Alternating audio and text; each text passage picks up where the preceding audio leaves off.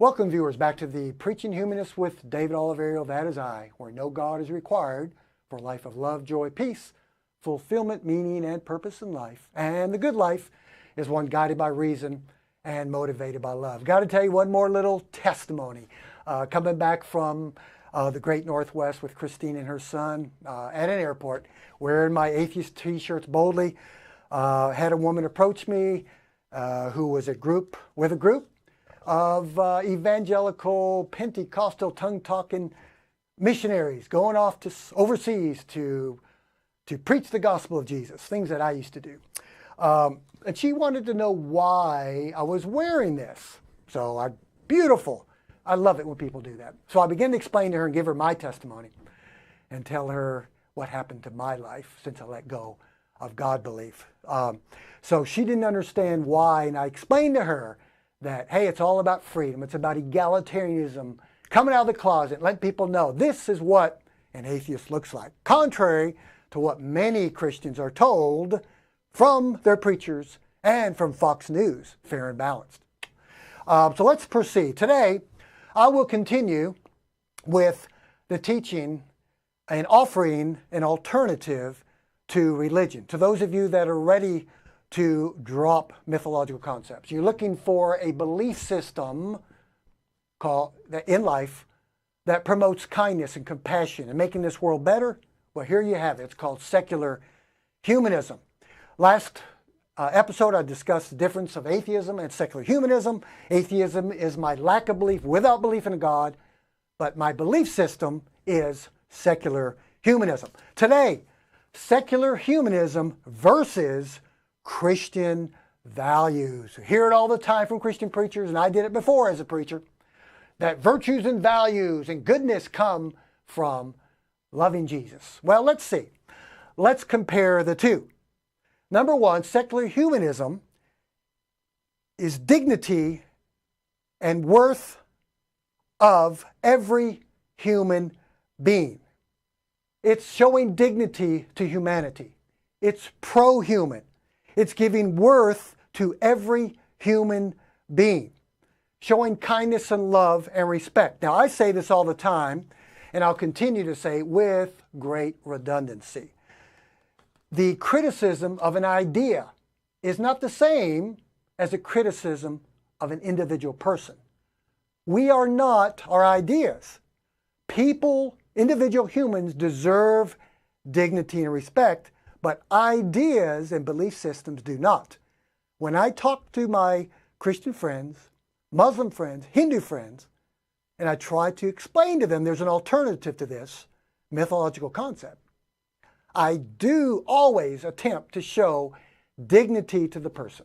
And that's where the secular humanism comes into my unbelief, which is atheism.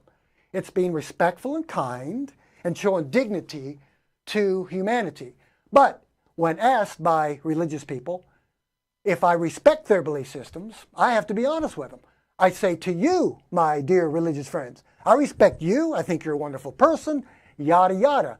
But no, I do not respect any belief system that is anti-human.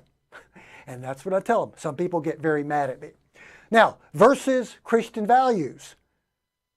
Condemning non-believers who do not live by strict religious tenets. Secular humanism preaches dignity and worth of every human being, whereas religious tenets of faith, Christianity and the other religions condemn non-believers who do not live by their strict books called the Bible or the Quran and others. Secular humanism, number two, emphasizes compassion. I know you're going to get sick of me talking about this. Kindness and compassion. Secular humanism is motivated by these intrinsic, innate virtues in humanity to be concerned for the needs of others. Versus Christian values, well, they emphasize, the Bible and Quran and others emphasize control versus compassion. Well, David, you don't know the Bible. I've heard this before. If you just knew Jesus, you would know, you would know that Christianity and Islam and the other religions are not controlling. But my dear friends out there, they are controlling. if you do not adhere, like Jesus said, straight is the gate, narrow is the way that leads to righteousness. Few there be that find it. Wide is the gate and broad is the way that leadeth to destruction and hellfire, and many there be that find it. The control of Christianity, the control of Islam is very pervasive in our culture. And if you are not under the control, you become a free thinker and you think for yourself, and you exercise compassion to all humans, then that is very contrary to. Number 3, secular humanism encourages people to think for themselves. This is what a free thinker is. I encourage in my channel, my objective here is to get you to think, to begin to use reason over faith, to take what I say, chew on it for a while, think about it, rumination, right? Deep thought, test the things that I say. We encourage people to think for themselves, to draw rational conclusions based on logic and critical thinking. Whereas religion and Christian values discourages independent thought. They discourage doubting and skepticism. A few weeks ago, I and a few of my friends, we go into Sunday school classes in churches as a missionary. And we sow seeds of doubt. Very nice to the people, not very nice to the Bible. And as I begin to ask hard questions, invariably, every Sunday morning, at least 1 or 2 people in that Sunday school class will come to me or my friends and express their doubts and their skepticism and agree with me about those questions I asked. But they're afraid to leave, right? Leave the church. I was sitting next to a woman and her friend. Her friend was a very, very strong evangelical Christian. She obviously was having doubts and skepticism of the Bible. They came to me after. She was torn. She was torn with my skepticism and her friend's fundamentalist Christianity. And she told me, David, I do have questions like you brought up. I do question whether or not I'm a second-class citizen as a female.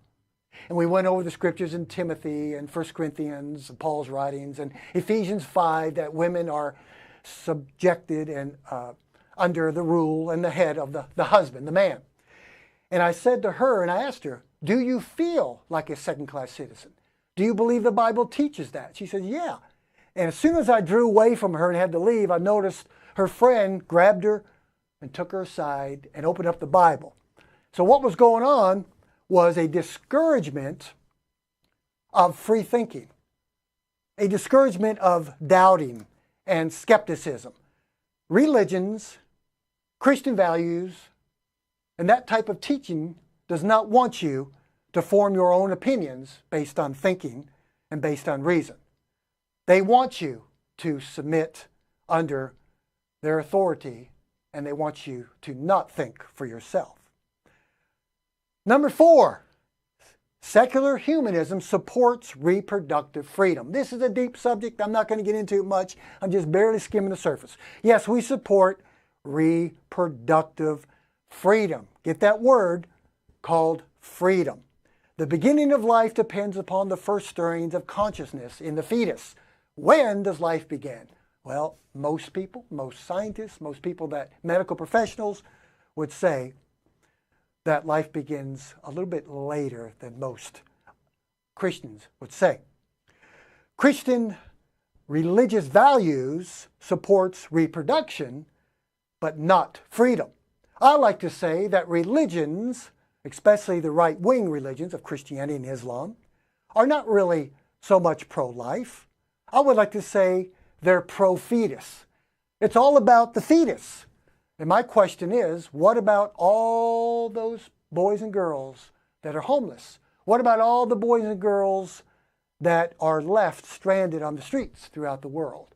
What about the youngsters around the world that have no parents?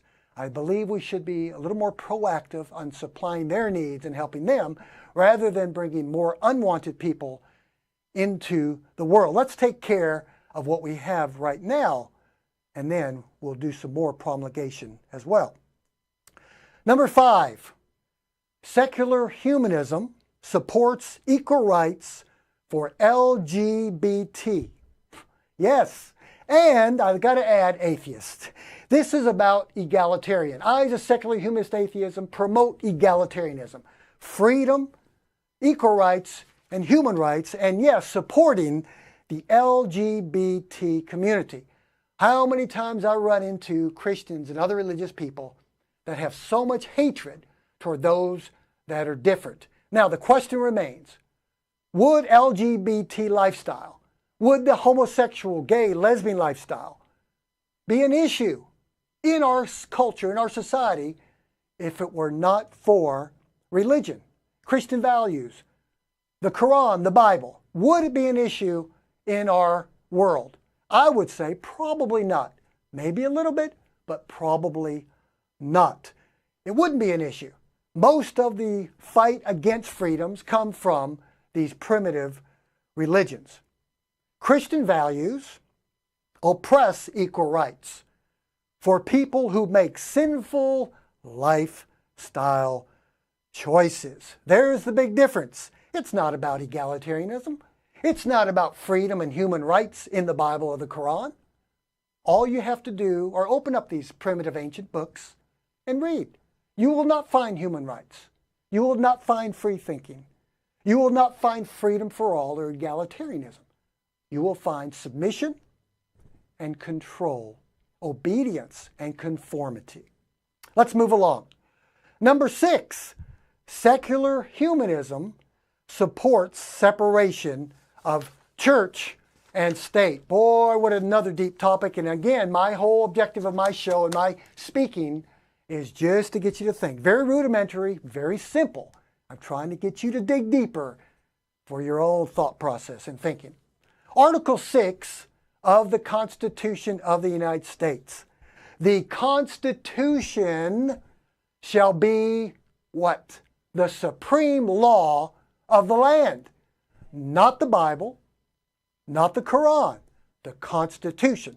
And may I remind all of my religious followers out there, there is no mention of God, the Bible, Jesus, or any supernatural belief systems in the Constitution, other than Article 6, Clause 3, which is known as the No Religious Test Clause. No religious test shall ever be required as a qualification to any office, any job in the federal or U.S. federal system or office or job. There's no religious test. Now, sad to say, some of the states in our country here do not have this, but the U.S. Constitution gives us the right to keep up this precious wall of separation of church and state, which gives all of us freedoms and gives us all liberties to believe in what we want to or lack belief in what we not want to. That's the beauty of democracy. Now, we talked about versus humanistic values versus Christian values. Well, Christian values support religious control of government. That's unconstitutional. Congress shall make no law respecting an establishment of religion, nor prohibiting the free exercise thereof. Keep religion out of politics. Keep it out of the school. You have the right, my dear religious friends, to believe all the stuff you want to, but keep it out of the government. Keep it out. The Constitution makes no mention of God. The supreme law of the land is the Constitution, a secular document by our founding fathers. And yes, our founding fathers, whether they're Christian, a deist, an atheist, or an agnostic, it didn't matter. They came to an agreement. It was best for all, an egalitarianism, to hold your beliefs, any belief you want, you have the right to, but don't impose it on others and don't bring it into politics. In closing, I'm going to read a short paragraph that I got from a humanist magazine, the American Humanist Association. In closing, humanist values are a result of a secular philosophy. Remember, it's not a religion, it's a belief system, Or, I would like to say, it's a result of the enlightened human mind. I've done a message on this before. What are the standards? What's the standard of humanity? When you come to the realization that there is no deity in heaven, it's a conclusionary atheist, as I am, the conclusion is this: there's no evidence for anything supernatural. Then what is our standard? What's the standard of humanity if there's no God or no Bible or Quran to adhere to? The enlightened human mind. We value reason. Secularism values compassion, and I say that over and over again, compassion, and it values the scientific thinking, encouraging people to involve themselves in life, getting out there doing something. I remember a fellow atheist coming up to me one time and saying, you know what, it's really great to meet in these small groups of meetups. I love the community of fellow atheists. Wonderful, but there's got to be more than this. Why aren't we going out in the community and doing things? Good point. And I will talk about that in the upcoming episodes, how we as secular humanist atheists should go out and try to make this world better every day. Thankfully, there are some groups out there doing wonderful things. Rather than in the hope of a non-existent afterlife, by living life to the fullest, and by trying to make the world a better place for everybody. There you have it, my dear religious friends. This is a belief system that you've probably never heard taught or preached to you before. There is an alternative, a healthy, compassionate, thinking alternative from religion, or of religion. It's called secular humanism. And once you come to the point where, hey, I lack evidence, I lack belief in a God, then you can enter into secular humanism and progress and help humanity. Well, if you like what you heard today, hit the like button, subscribe to my channel, have a wonderful day, and we will see you next time